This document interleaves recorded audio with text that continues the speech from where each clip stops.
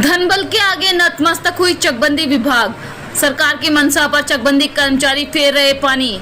चिड़ियाकोट मऊ। सरकार की मंशा के अनुसार छोटे छोटे किसानों की जोत को एक जगह समायोजित कर उन्हें कृषि कार्य को बढ़ावा देने के लिए समय समय पर चकबंदी का आयोजन होता रहा है।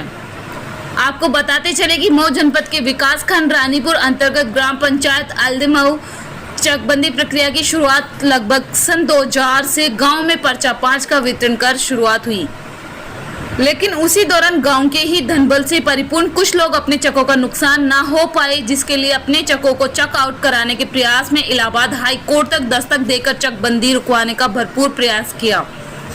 वहीं धनबलियों को आधा अधूरा आश्वासन भी मिलता रहा, जिसके क्रम में उक्त गांव की चकबंदी प्रक्रिया मंद पड़ गई थी। लगभग 20 वर्षों के अंतराल पर चकबंदी विभाग व ग्रामीणों की पहल पर पुनः चकबंदी प्रक्रिया शुरू हुई।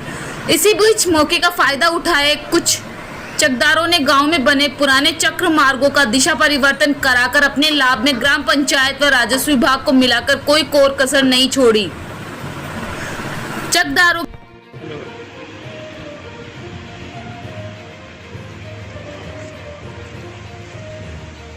आलदे मऊ गाँव में मऊ जिले के रानीपुर विकास खंड के अंतर्गत आलदे मऊ गाँव में मेरे गांव में चकबंदी हो रही है, जिसमें अंतिम चरण में खूंटा गाड़ा जा रहा है।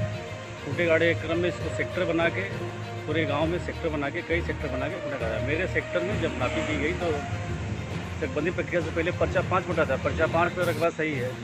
जो 60 वार्ष की खतौनी होती है, खतौनी में रकबा सही है। पर्चा 23 में जो है रकबा सही है। लेकिन जब मौके पे जब नापने के तो नापने के उसमें ही नक्शे के हिसाब से मेरे चक में 2 बीघा जो है रकबा कम है, क्षेत्रफल कम है। इसके लिए जब मैं एसओसी से मिलने गया पिताजी को लेकर, मेरे पिताजी जो भूसेना थे नायक से रिटायर्ड हैं सिरादे साल से। ये हम लोगों की परंपरागत पैतृक संपत्ति है। खेती किसानी हम लोग करते आ रहे हैं कई परंपरा से। तो एसओसी ने कहा कि ये ज़मीन रबड़ थोड़ी है जो बढ़ा देंगे। अरे रबड़ नहीं है तो आपके खाते में तो होगी। आप तो लेखपाल है, अकाउंटेंट है।